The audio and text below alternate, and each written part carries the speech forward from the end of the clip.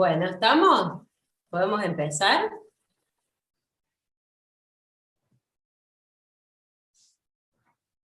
Un minuto, dice.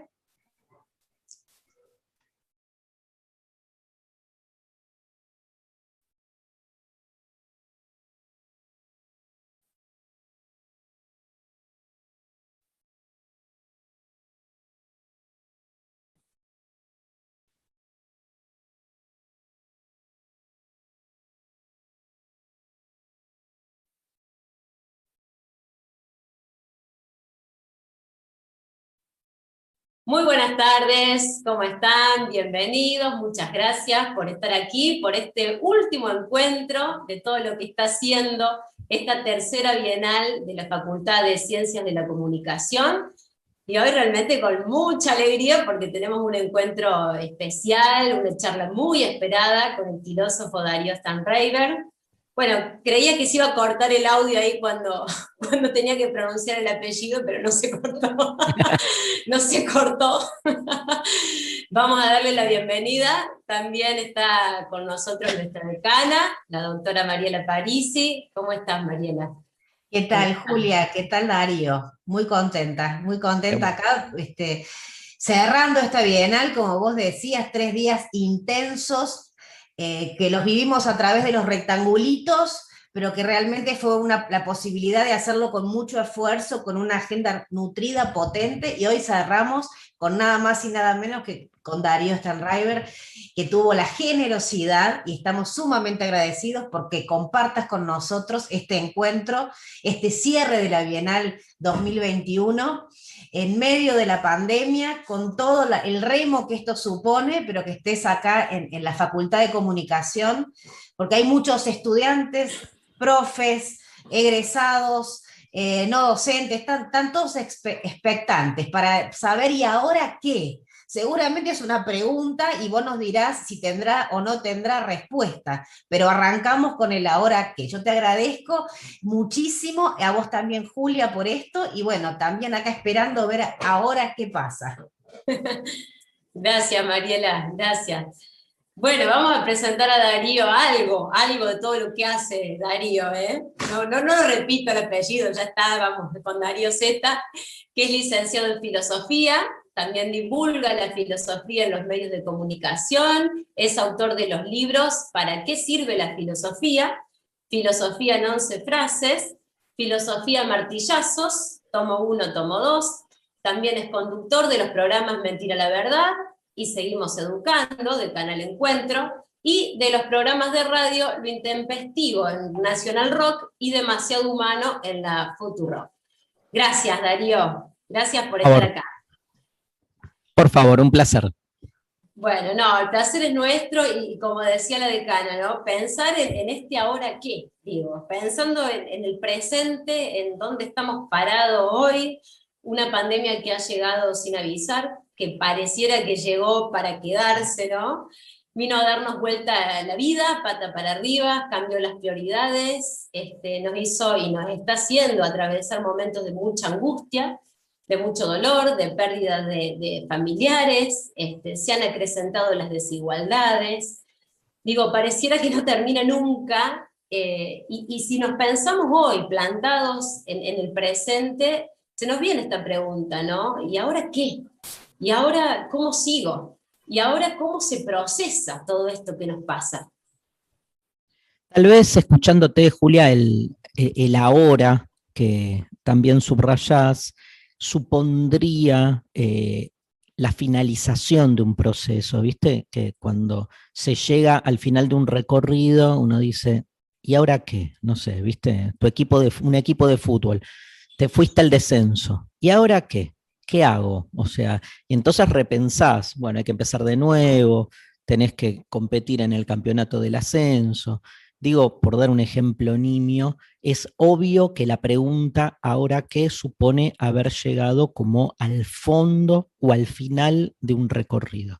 Déjame cuestionar eso, ¿no? Hasta qué punto realmente hemos llegado a un final y hasta qué punto estamos todavía, vamos a invertir la categoría en un ahora expandido, porque la sensación desde hace un año y medio desde que se inició este desquiciamiento del tiempo, que es la pandemia, es que vivimos como en un presente perpetuo que nunca termina como de terminar de transformarse hacia otra cosa, ¿no? Es como un recorrido donde no se avisora un final, y se produce algo que sí me parece importante subrayar y que tiene que ver con el propósito de tu pregunta.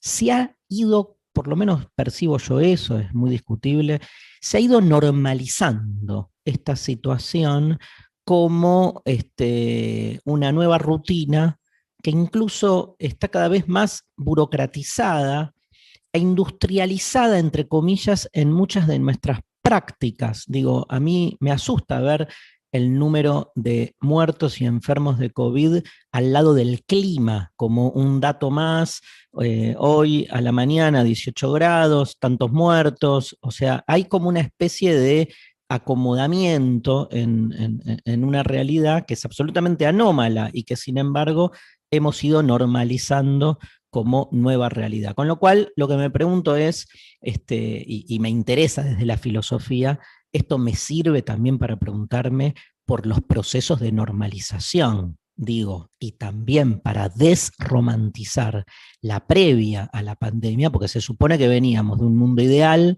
y de repente todo se vino al infierno. Bueno, tal vez esta forma de normalización de este cotidiano nos sirva para volver sobre uno de los temas fundamentales que las ciencias sociales tiene que trabajar incesantemente, que son las formas de construcción del poder, donde la normalización, casi como una maquinaria, está todo el tiempo acostumbrándonos a vivir en nuevas normalidades. Así que no tengo mucho digamos, ni de predicción, ni de esperanza, no porque no la tenga, sino porque me parece que todavía estamos en un recorrido y lo que no nos puede pasar es que nos narcotice esta nueva realidad como si ahora todo sucediese normalmente. Sí, totalmente. Decías eso de los muertos al lado del clima, ¿no? Y parece fuerte cuando uno lo dice, pero es lo que vemos todos los días. Y si hay algo que estamos haciendo en estos días de la Bienal, es reflexionar muchísimo sobre el rol de los medios de comunicación, ¿no? Nos preguntamos y repensamos cuánto tiempo le dedicamos a la mala noticia, cómo abordamos las muertes, ¿no? De qué manera estamos construyendo la realidad, de qué manera la estamos mostrando, de qué manera la estamos contando la realidad. ¿Cómo yo creo que, Julia,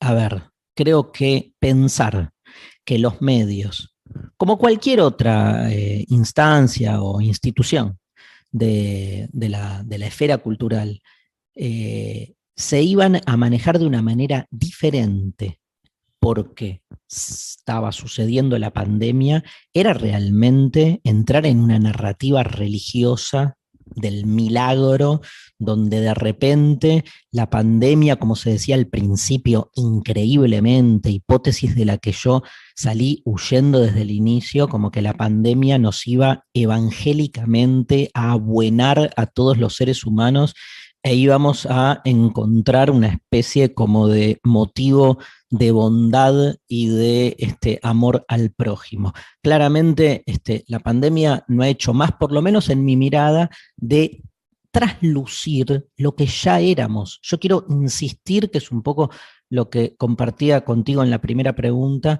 digamos, en no pensar el inicio de la pandemia como un corte abrupto, sino como un modo de blanquear formas de ordenamiento que ya preexistían y que sin embargo lo que hizo la pandemia fue desvelarlas, ¿no? Develarlas en realidad, ponerlas como, sacarles el velo, ¿no? Ponerlas como más en evidencia. ¿Por qué pensamos que los medios iban a dejar de funcionar como funcionaban antes de marzo del 2020? Solo si nos adentramos en un pensamiento milagroso, teológico, creyendo que entonces algún tipo de inspiración extraordinaria nos iba a colocar en otro lado. Yo creo que eso se deshizo en 2 semanas, por ahí durante 2 semanas nos volvimos creyentes, pero por suerte volvió un poco la conciencia de cómo funciona todo. Dicho esto, volvamos a deconstruir el lugar de los medios de comunicación en nuestra sociedad, del mismo modo que lo venimos haciendo hace 30 años, 40 años, 100 años, depende de la teoría de la comunicación que quieras, y bueno, es evidente que insistamos sobre lo mismo, el gran problema, yo siempre lo digo desde un lugar medio burdo, pero digo, el gran problema hoy de los medios no es qué se discute en los programas de panelistas, sino en la panelización del discurso público, ¿no? O sea, adentrémonos en la matriz del problema, que es el formato. A mí lo que me preocupa de los medios no es el contenido, sino el formato, porque el contenido va y viene, no importa, digo, hay que hablar del clima. Volvamos sobre el ejemplo más tonto. El tema es cómo hablas del clima. Si se te presenta la realidad climática como que tu día va a ser el peor día de tu vida porque llueve un montón, y entonces, ¿qué se está jugando a la hora de generar una exaltación de los estados de ánimo solamente porque llueve o sale el sol, ¿no? Y que ni hablar que se hace grieta hasta del clima, porque estamos los del team lluvia y los del team sol, ¿viste? O sea, me parece que ese tipo de matrices, de formatos, son las que son importantes de desarmar. Imagínate una situación como la de la pandemia. Ese formato binario, exaltado, indignacionista, o sea, yo soy un tipo que me indigno mucho por muchas cosas. Otra cosa es el indignacionismo, que es hacer de la indignación la única manera de construir un mensaje público. Ese formato me parece, bueno, el panelismo en todas sus manifestaciones, que es la interrupción del pensamiento, ¿no? Porque en el panelismo no se piensa, se grita, se reacciona. Pensar es otra cosa, es un acto más de demora, de contradicción, de contraste. Me parece importante puntualizar eso y entender que, creo yo, no hubo un cambio, sino hubo un blanqueo de lo que ya venía preexistiendo. Digo, Darío, pensando en todo esto que decís, ¿no? Y en el consumo de los medios, que si hacemos un análisis de cómo consumen los jóvenes, y de paso, acá tengo una pregunta de un alumno, ¿no? De Damián, que me dice, ¿cómo se informa Darío? ¿A través de qué medios se informa? Te pregunto esto porque digo, si vamos a los jóvenes, por ahí los jóvenes nos dicen, yo me informo por las redes, yo leo títulos en Twitter, en Instagram, en alguna red, títulos. Digo, la forma de información. Sin embargo, cuando vamos a las redes y vemos, también se da esta batalla que decís, este debate, esta grieta permanente entre los team lluvia y los team sol. Digo, no es un... Sí. Sí, no, pero yo no separaría las redes de los medios tradicionales. Cuando hablamos de los medios hablamos de la totalidad y no me cabe duda que hay una exacerbación en algunas redes de este tipo de estereotipo y reduccionismo de la información, ¿no? Es evidente que en 280 caracteres anda a manifestar tus contradicciones, o sea, imposible. En las redes no se argumenta, en las redes es otro el modo de comunicación que tiene mucho más, como decías vos, de zócalo, tiene más que ver con el zócalo, con el título, con el efectismo, ¿no? Entonces, eso por un lado, no separaría el mundo de las redes del mundo de los medios. Me parece que hay una misma lógica funcionando en todos lados y de retroalimentación mutua, ¿no? Porque en los grandes portales de los medios tradicionales, fíjate que cada vez más son, digamos, es lo que sucede en las redes lo que se transforma en noticia y en título de los medios. Por otro lado, decías lo que le pasa a los jóvenes. Yo soy joven. No sé vos sos joven. También.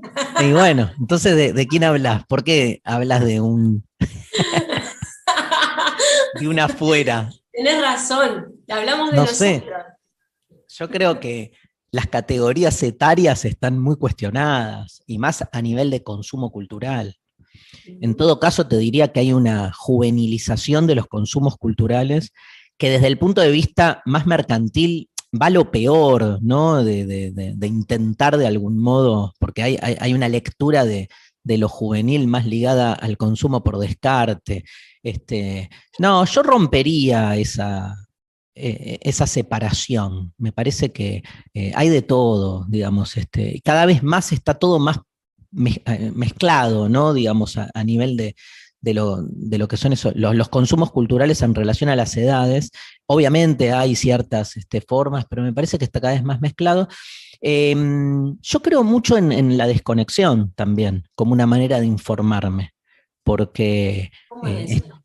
claro, estoy cada vez más, le contesto al alumno de cómo me informo yo. Leo bastante, obvio, soy muy de ir por todos lados, o sea, veo las tapas de los diarios, una de mis primeras acciones a la mañana es ver las tapas de los diarios. Miro mucho, sobre todo, aquellos medios con los que no me siento representado, porque me parece fundamental leer lo otro de uno. Y voy armando como mi propia construcción a partir de esos recortes. También me meto en las redes, en portales con los que siento cierta confianza, cierta representación, pero repito, no me quedo solo con eso.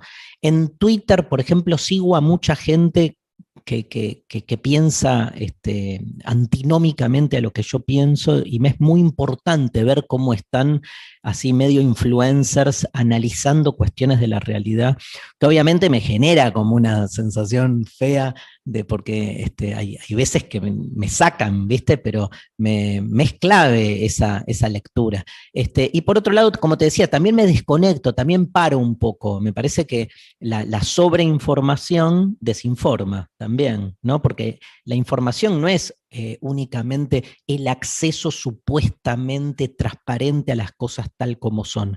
Los que cuestionamos un poco las condiciones de posibilidad de la transparencia, solemos pensar también que en nombre de la transparencia muchas veces se imponen versiones únicas de las cosas. Entonces, a veces, repito, para volver a poder procesar y generar una introspección que es también parte del pensamiento, hace falta desconectarse un poco. No te digo desconectarme una semana, pero no estoy las 24 horas, no tengo los alertas prendidos, o sea, a mí no me invaden las redes, yo voy en busca de ellas, digamos, o sea, no me aparecen, ¿viste? Los mensajes. Entonces, ese tiempo que uno se toma son tiempos donde también hay otra manera de la información que va sucediendo en nosotros cuando logra alejarse del bombardeo permanente que no hace otra cosa que justamente tapar ese silencio y sustraernos de ese tiempo. Y lo último, informarse no es solo repetir lo que te muestran, es poder también cuestionar el recorte que se hace de lo que te muestran.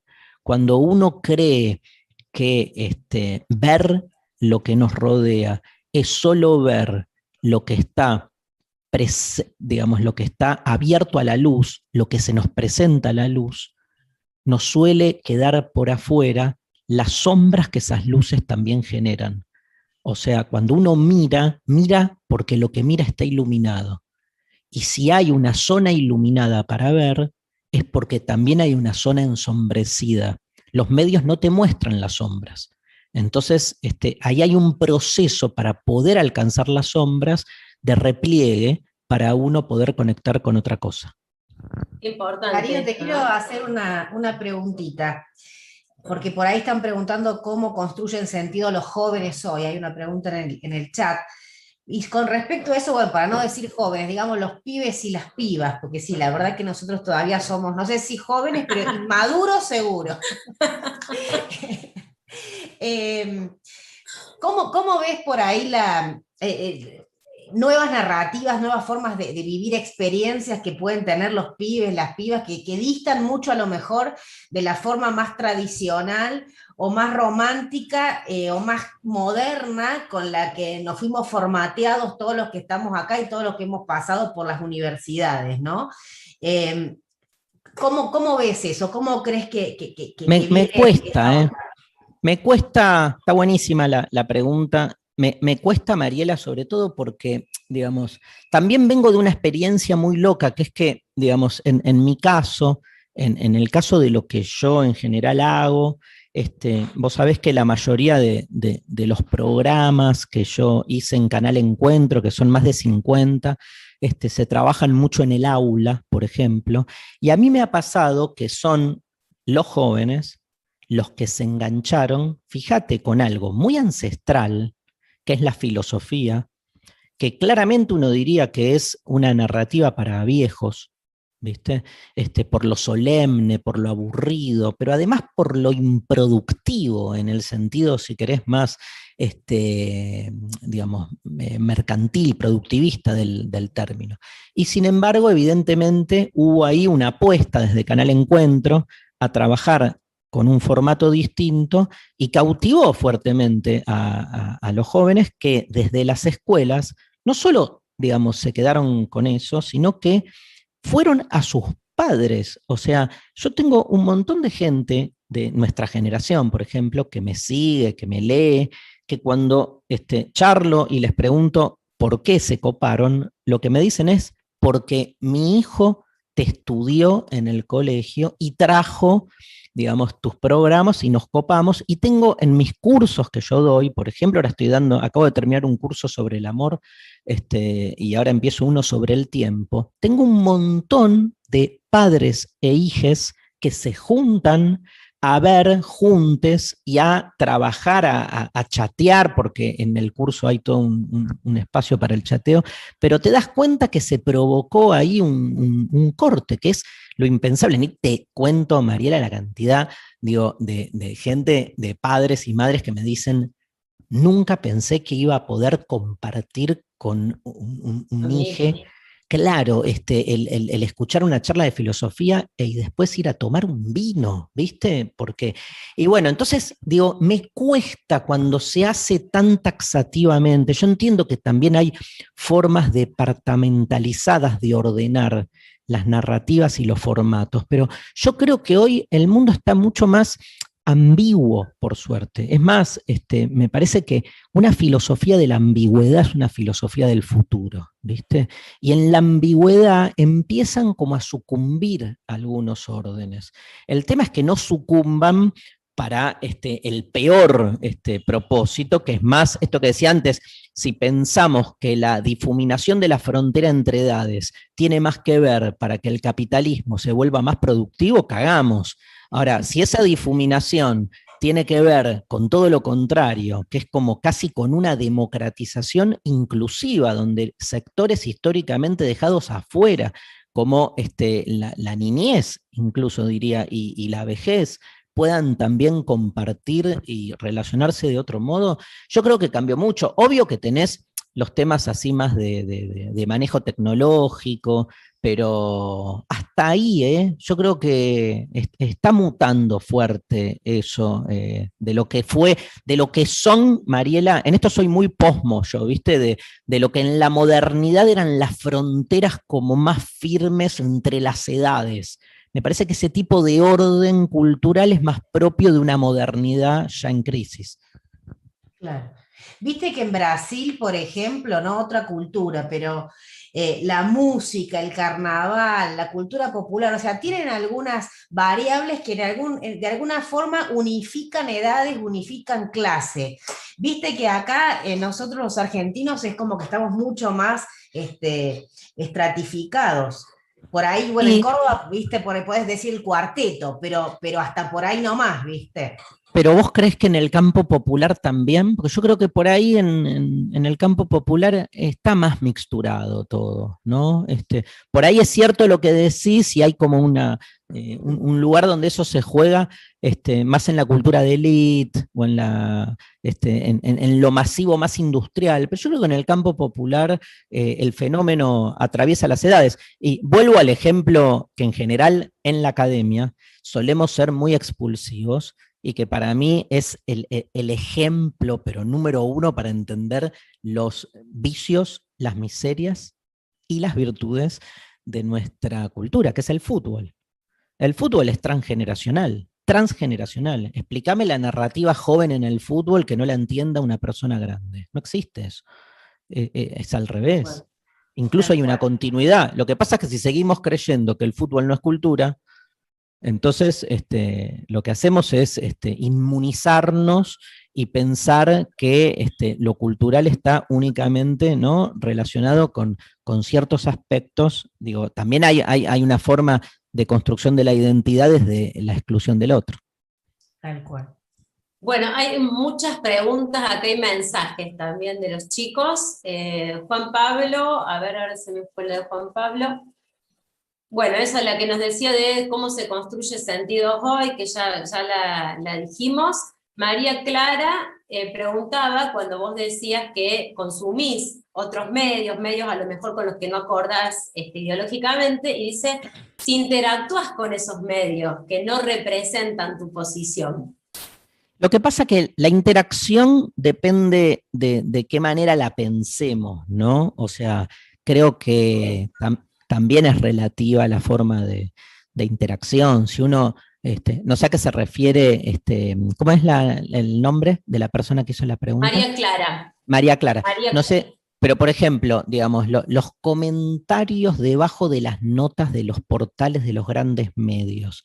Pensar que eso realmente es interacción, me parece como que también es como tener una lectura ingenua de por dónde, o sea, qué significa las posibilidades que se abren en las redes de un conversatorio, ¿no? Un diálogo. El diálogo me parece que pasa por otra cosa, por otro lado.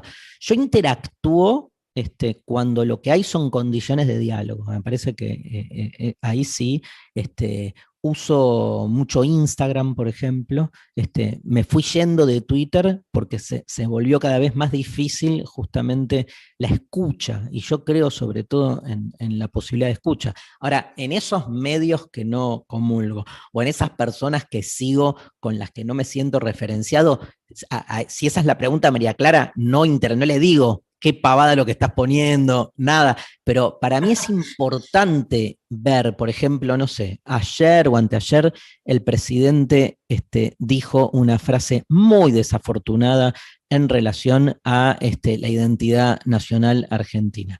Y para mí fue importante también ver a los críticos clásicos, por lo menos de este año y medio, del actual presidente, cómo elaboraban también desde su parodia o desde su ironía o desde lo que decían, porque también es una manera de uno ir articulando su propia forma de pensar. O sea, jamás dejaría de seguir a alguien porque no piensa como yo, porque sería como meterme yo en mi gueto, o perdón, en mi country conceptual, porque más que de gueto es de country, porque es, digamos, cuando uno se cierra al otro es porque se ensoberbece en algún lugar y cree, digamos, que tiene la posibilidad de aislarse del mundo, y no es mi manera. Ahora, tampoco creo que sume salir a interactuar porque, digamos, no es lo que busco, y sí tengo muchos espacios de debate con gente con la que pensamos distinto en lugares donde las condiciones de diálogo son posibles.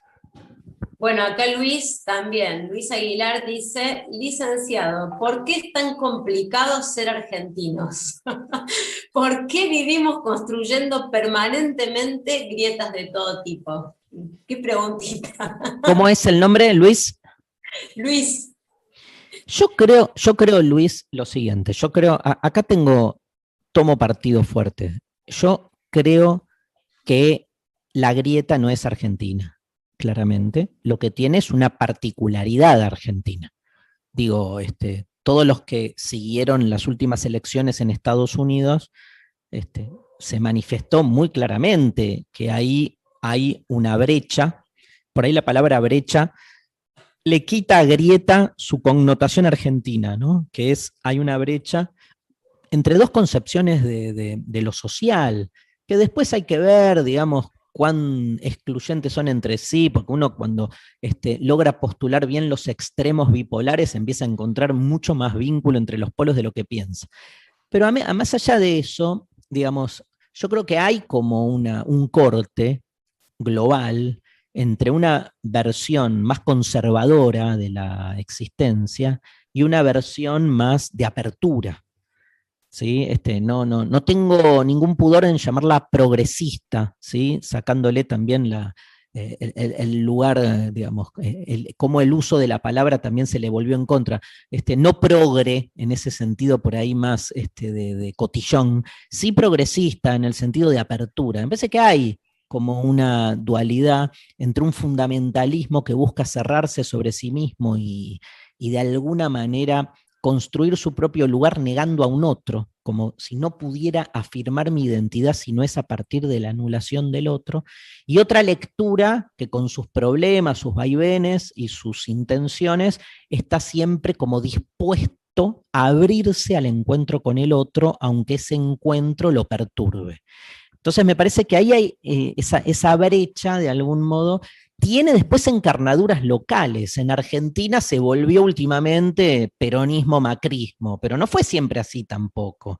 Y antes del peronismo esa brecha existía, porque unitarios y federales no la podés explicar desde el peronismo, aunque haya muchos peronistas que creen que había peronismo en la época de la Revolución de Mayo, digamos, no. Esas brechas hablan de dos posiciones que sí uno puede decir suponen una matriz donde parece mucho más fácil, por lo menos desde Caín y Abel, entre comillas, tener muy claro quiénes son los propios y quién es el enemigo, y cuanto más binario es mejor, porque si después vos descubrís, como Caín, que tenés mucho más de Abel de lo que suponés, o como unitario te das cuenta que tenés mucho más de federal de lo que suponés, o como peronista te das cuenta que tenés actitudes gorilas aunque crees que no, entonces se te cae toda la estantería, ¿no? Uno trata siempre de ordenarse a sí mismo en esa dualidad. Yo creo, esto último, yo creo que la idea de argentinizar la grieta hay que desarmarla, y que es parte de sectores que lo que buscan entonces es como inculpar a ser los creadores de la grieta a el sector del otro lado. Siempre cuando uno argentiniza, particulariza el cambio y lo dota de mayor intensidad. No, es algo que se da a nivel global, entendamos el modo que se manifiesta en nuestra realidad local. Darío, recién... Disculpame, quería una cosita que con respecto a lo que estaba diciendo. En ese sentido, el progresismo, el pensamiento crítico, ¿vos ves que puede llegar a caer paradójicamente en el pensamiento único? Obvio, obvio. No me cabe duda, y ahí te diría, hay una mayor responsabilidad para el pensamiento crítico de no volverse dogmático. Es como, ¿viste? Yo creo que en las discusiones prototípicas, te doy un ejemplo por comparación, entre, no sé, vamos a la religión, ponele, entre creyentes y ateos. O sea, a mí lo que siempre me enerva de esa discusión es que los dos, en definitiva, están creyendo fuertemente en algo, o que hay Dios o que no hay Dios, cuando me parece que lo más interesante es cuestionar si realmente podemos conocer qué es lo que hay. Digo, algunos afirman la verdad de la existencia de Dios y otros la verdad de su inexistencia. Después estamos los que cuestionamos la verdad, digamos, y que entonces nos hace ruido tomar una postura tan fuerte. Ahora, en esa discusión, yo, posta, te digo, Mariela, me parece incluso hay una mayor responsabilidad en el ateo de no caer en un dogmatismo, porque en realidad el ateísmo nace en principio como reacción frente al dogmatismo religioso. Hago esta comparación porque ahí, contestando, tomo el guante de lo que decís. El pensamiento crítico tiene casi una exigencia ético-política de no caer en dogmatismo, ni hablar en normativismo, o sea, en mandatos, y ni hablar en esteticismo, que es en caer en en caretas, ¿no? En tener que decir lo políticamente correcto, diríamos así, en términos más estéticos, ¿no? Más de los lugares comunes que hay que repetir.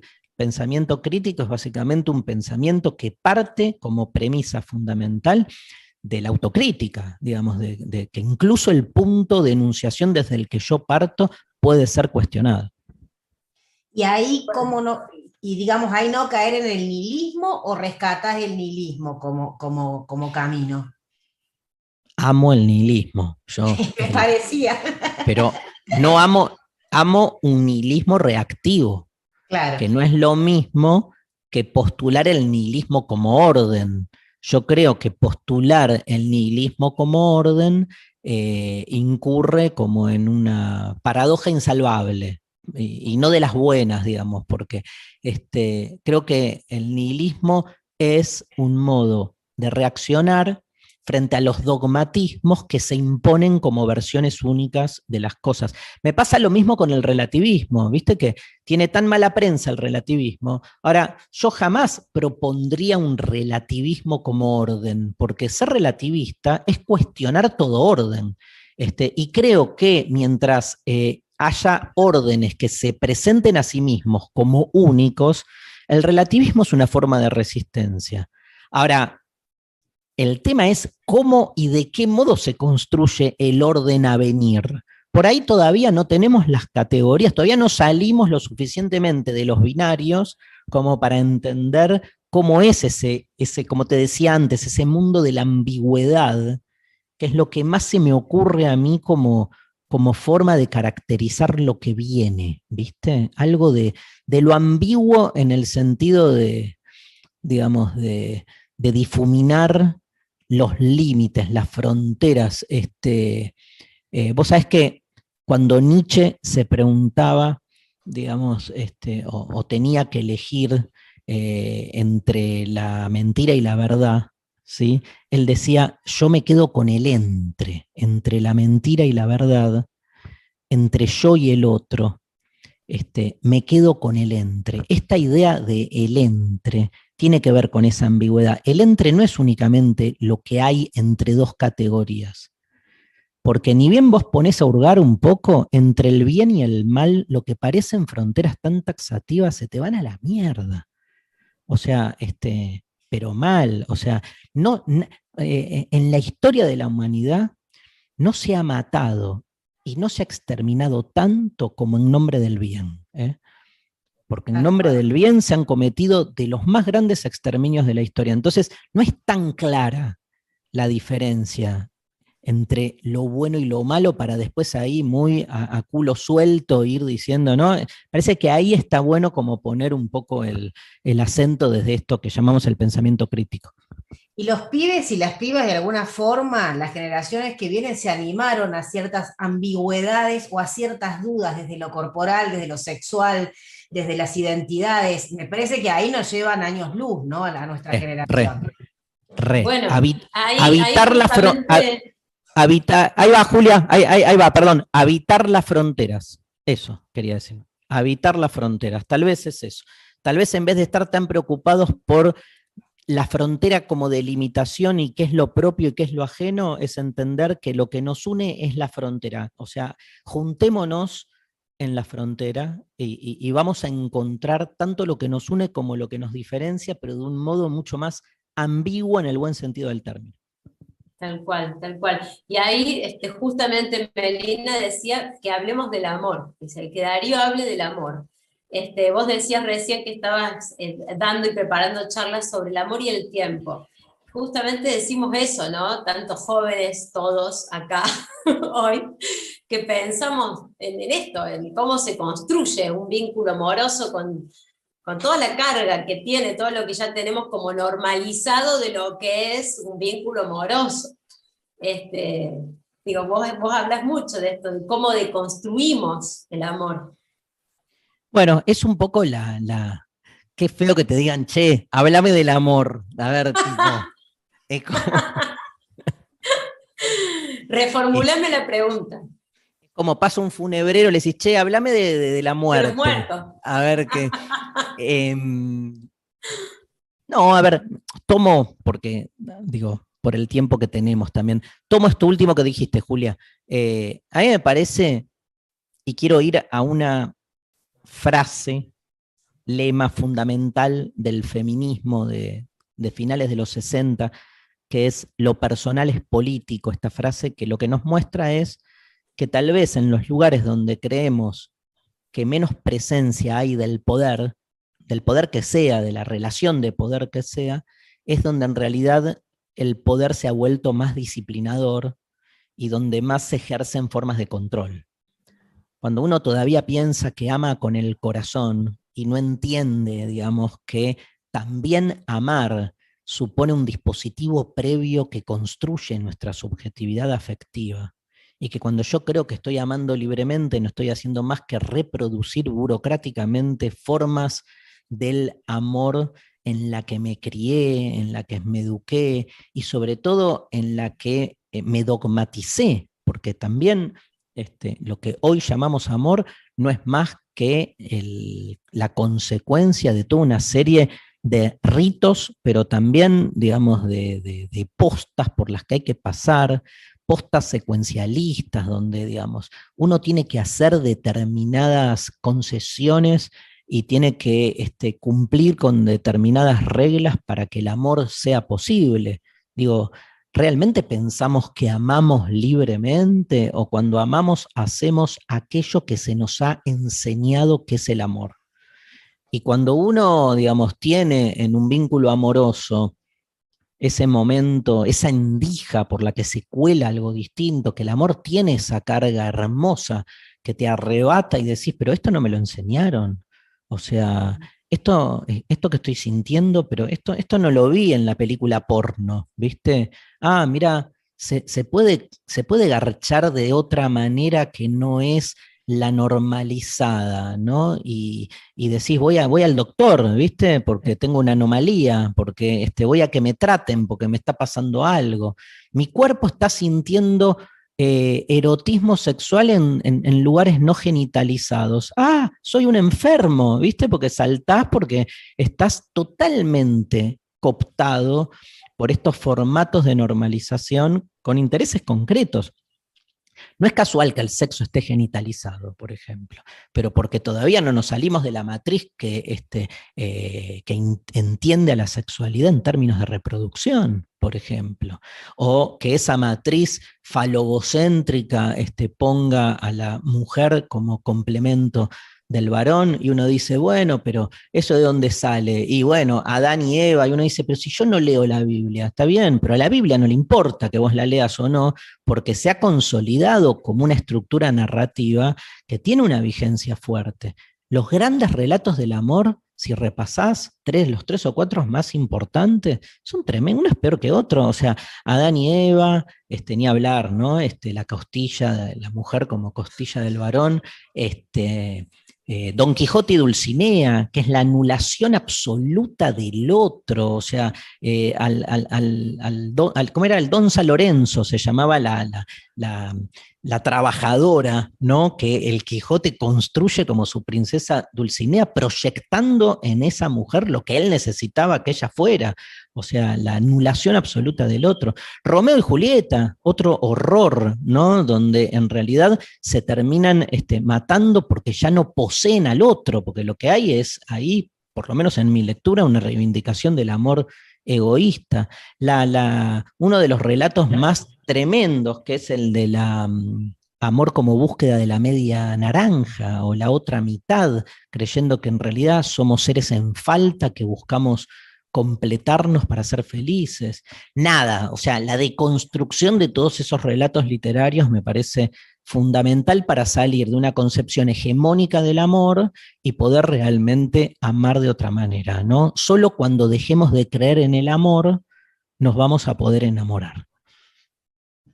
¿Crees que el feminismo como movimiento revolucionario de los últimos tiempos nos devuelve esa ilusión de poder deconstruir las desigualdades, deconstruir los estereotipos, deconstruir estas matrices culturales con las que fuimos formateados?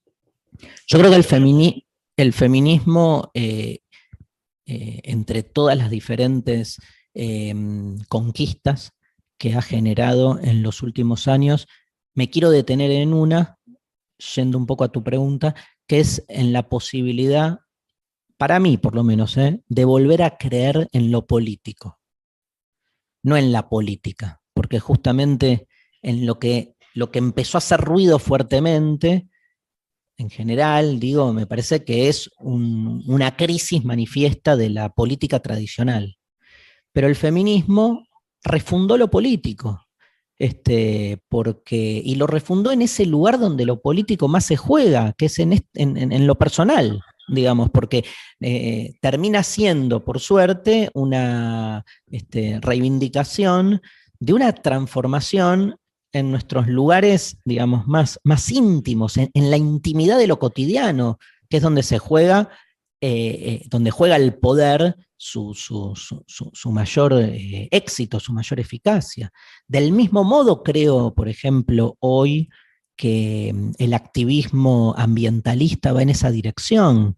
No es lo mismo comer una cosa que otra, digamos, ni es lo mismo cómo ordenas tu casa, digamos, y para muchos puede ser una pelotudez burguesa separar la basura o poner el acento en eso, y sin embargo no deja de ser, en todo este discurso de normalización, los lugares donde el poder alcanza su mayor eficacia. Yo creo que en ese sentido el feminismo abrió la posibilidad en tiempos de fuerte despolitización para una repolitización de la vida cotidiana. Esa es, digamos, una deuda, por lo menos, que tenemos con el feminismo, y que no, por lo menos a mí me hizo volver a creer en lo político. Acá hay una pregunta de Pablo que dice, quiero preguntarle a Darío, porque no puedo manejar lo inevitable del fin de las cosas. Qué difícil. Lo inevitable del fin de las cosas, pero no entendí lo que no puedo manejar, que no sé, no lo puede manejar, digamos. Creí que era, vos fijate lo que es la psicología, que digamos, yo nunca aprendí a manejar un auto. Entonces cuando él dijo que no puedo manejar, dije, se enteró que yo tampoco puedo manejar, y me está preguntando para hacer una especie de club de autoayuda entre los que nos resistimos a manejar. Sí. Aceptar que las cosas tienen un fin. Yo fui cambiando. ¿Quién? ¿Pablo? ¿Se llama? Pablo. Yo fui cambiando con el tiempo, Pablo. Fui cambiando. O sea, pasé por distintos estados. Hoy estoy en mi actual vida, digamos, en mi actual estado, estoy como asumiendo la finitud, digamos, y asumiendo la angustia que me provoca la finitud como algo no patológico, sino creativo incluso. O sea, cuando me angustia el fin de las cosas, me siento en la computadora y escribo. No resuelvo la angustia, pero bueno, la hago palabra, ¿viste? La hago texto, la hago poesía, no sé, la desplazo para otro lado. Por ahí hay que reconciliarse con algunos estados de ánimo que en los últimos tiempos más productivistas y mercantiles se volvieron un problema, como, no sé, desde la melancolía hasta la angustia, lugares, viste, que siempre, qué bajón, estás angustiado, qué mal, y bueno, por ahí el qué mal significa porque esa angustia te interrumpe en tu productividad cotidiana. Digo, ¿a quién no le sirve que uno esté angustiado por el fin de las cosas? O sea, imagínate, che, Pablo, anda a laburar, no, mira, estoy angustiado por el fin de las cosas, así que no puedo. O sea, son como, vos sabés que la famosa lista de los pecados capitales, digamos, son también un muestrario de su tiempo. La última que se aceptó o se admitió, que es la pereza, dejó afuera a otras. Por ejemplo, la sedia, ¿no? Que es esta idea de esta sensación casi la melancolía misma, quedaron afuera, porque la pereza está directamente relacionada con andar a laburar en un mundo que se volvía cada vez más ligado a la administración de las fuerzas de trabajo. A mí la finitud de las cosas me angustia. No voy a hacer nada para que esa angustia se termine, sino que al revés, lo que voy a hacer es significar el lugar de la angustia como un mal. Me parece que es un buen camino que no resuelve, pero desplaza. Darío, una pregunta. Desde la política, de las ciencias sociales, hablamos de luchar por la igualdad, por la justicia social, y a la vez nos enfrentamos cotidianamente con actitudes de competencia, de individualismo permanente entre unos y otros, ¿no? ¿Somos todos iguales o somos todos diferentes? Y depende la teoría ahí, ¿no, Mariela? Depende la teoría de la que partes. Ahí no. Yo soy más como ahí de la ambigüedad, sigo en esa lógica. O sea, la ambigüedad que hace ahí, suma lo insumable, ¿no? Te diría, y rompe la lógica binaria. Entonces te digo, somos todos diferentes e iguales. Entonces vos me dirás, no, Darío, es o diferentes o iguales. Yo te digo, no, justamente, provocativamente pensemos que la contradicción puede sumar ahí. Y te digo, somos todos los mismos y otros, ¿viste? No hay ahí una posibilidad de resolución para uno de los dos lados, porque por un lado somos todos iguales. Pero bueno, también somos todos iguales, depende del criterio que tomes. O sea, somos iguales quienes, los humanos, los seres vivos, somos iguales a una vaca, depende el criterio que tomes, somos iguales a una planta, o sea, o somos iguales todos. ¿Cuál es el criterio? Siempre cuando se iguala es fundamental la delimitación del criterio. ¿Somos iguales los rubios de ojos celestes? Porque, digamos, haces la delimitación y fundás un igualitarismo, digamos.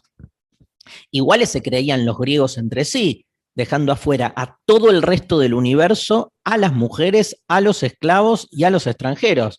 Pero fundaron la democracia más igualitaria de la historia, o sea que es algo realmente para no caer en uno de los dos lugares. Yo creo en una categoría ahí que es la de la singularidad, ¿no? Que me parece que es, hay una igualdad de derecho. Yo no la afincaría en una cuestión metafísica o esencialista, jamás diría por naturaleza, ¿viste? Porque, digamos, si habilitas la fundamentación por naturaleza, después te la utilizan para cualquier cosa. Pero sí creo que eso, que por derecho me parece fundamental avanzar cada vez más en una vida democrática hacia una igualdad de plano que potencie que cada uno pueda vivir su diferencia, digamos. O sea, que la diferencia no sea la excusa de la anulación del otro. Entonces, es al mismo tiempo un sistema ultra igualitario que de alguna manera garantice eso, la exacerbación de las diferencias. Bueno, estamos ya cerrando, en la hora, ¿no? En la sí. hora, pero te puedo hacer una cortita más porque me mata. Dale, esta te va a gustar, mira.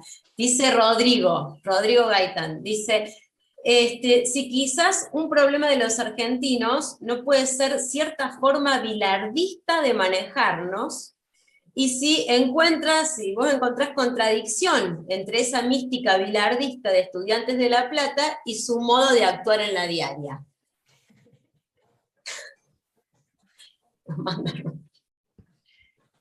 Rodrigo, tenés que decir, vos cuando haces una pregunta de ese tenor, tenés que decir, yo, Rodrigo, menotista, hincha de gimnasia, o sea, tenés que colocarte pues si no, no vale.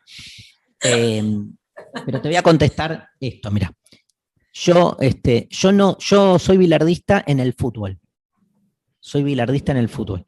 Y creo que está mal, y cuestiono la utilización del epíteto bilardista como sinónimo de otra cosa por fuera del fútbol.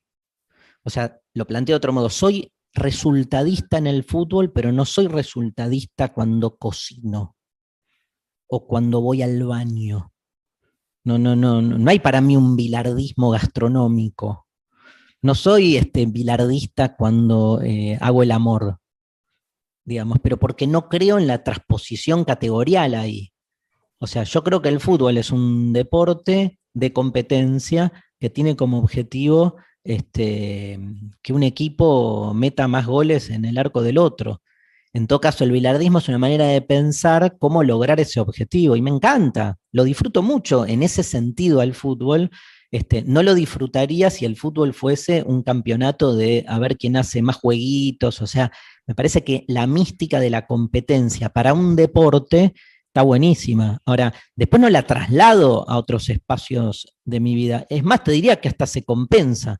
Lo competitivo que soy en el fútbol hace que no sea competitivo, no sé, con mi hermano o con el vecino, digamos. Entonces, no, yo creo que ahí hay una totalización que lo que busca es como, digamos, cuestionar al bilardismo. O sea, es una manera de denigrarlo, de agregarle una categoría más, una característica más que no tiene, ¿no? Después, si Bilardo fue consecuente, no lo sé, no conozco la biografía de él, no, tampoco me interesa, digamos, no. Una cosa es una forma de jugar al fútbol y otra cosa es quién la postula.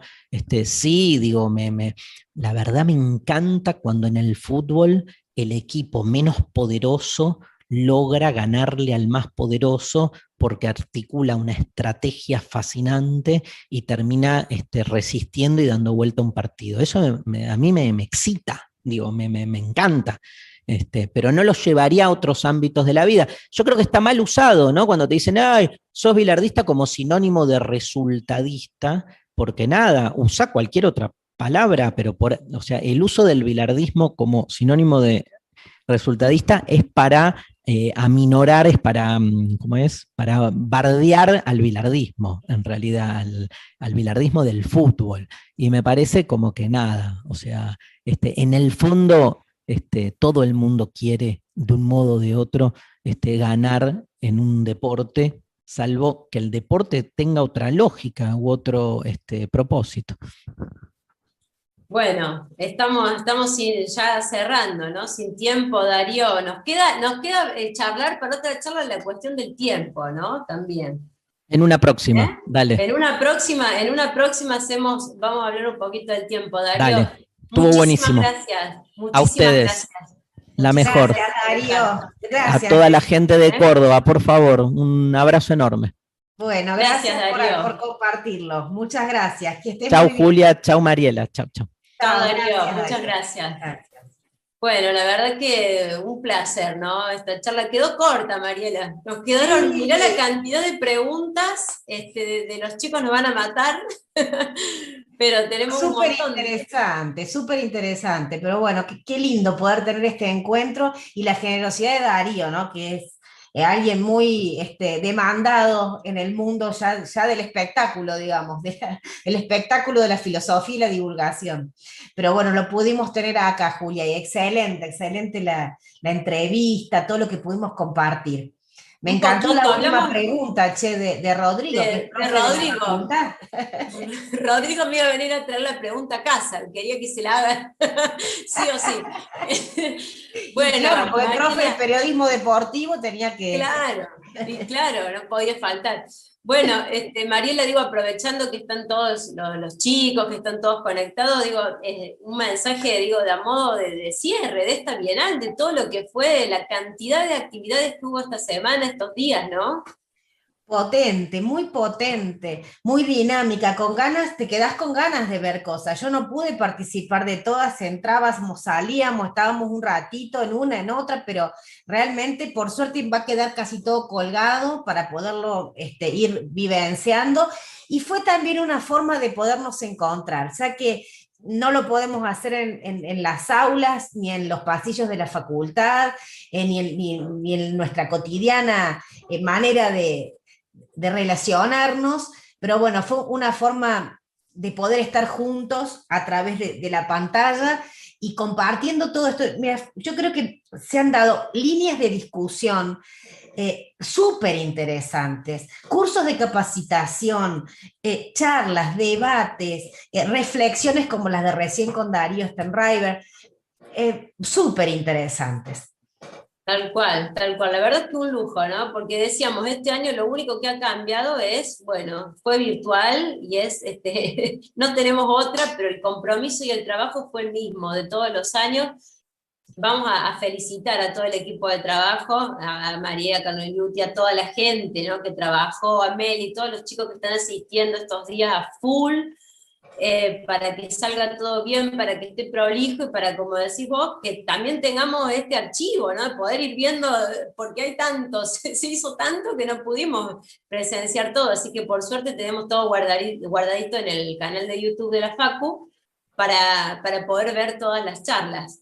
Totalmente, y vos sabés que además podemos anticipar que en el canal de la universidad, de los SRT, nos han pedido que hagamos una curaduría de todos los contenidos y que para poderlos también difundir y que los puedan compartir y ver todos los que no pudieron estar en la Bienal conectados por alguna otra cuestión. Así que bueno, ahí tenemos también una puertita que se abre, que está buena. Bueno, entonces vamos a agradecer a la facultad también por esta oportunidad. Muchas gracias también por convocarme una vez más. Y agradecemos a todos los que han participado y todos los que están todavía ahí conectados. Sí, Saludamos. muchísimas gracias. Meli Orquera, la reina de los controles, de la técnica, de los Zoom, reina total, que ahí se fue, y con todo el equipo, ¿no? Que tiene Josefina, Camila, todas las que han estado trabajando, muchos chicos, chicas, María Carnelluti, el motor y el corazón. Y decíamos que esta Bienal de Comunicación se está transformando en un verdadero hito dentro de las discusiones de la comunicación a nivel nacional, porque vos fíjate que hemos tenido participantes de todo el país, de diferentes universidades, donde hemos podido interrelacionarnos. Hoy les decía, así como el Festival de la Falda en Córdoba fue un hito para el rock nacional, la Bienal de Comunicación y Periodismo de la FCC lo va a hacer para el campo del periodismo y las comunicaciones de la Argentina. Así que vamos a cerrar la tercera Bienal y esperemos que la cuarta, en el 2023, nos encuentre a todos juntos trabajando en la facultad y encontrándonos ahí seguramente con un super show para cerrar, de música, como lo hemos hecho otras veces, pero bueno, esta vez con Darío. El año que viene prometemos baile, Mari. Baile, y a festejar la vida. Bueno, muchísimas gracias. Gracias a todos, nos despedimos. Nos encontramos en la próxima Bienal. Un abrazo para todos. Muchas gracias.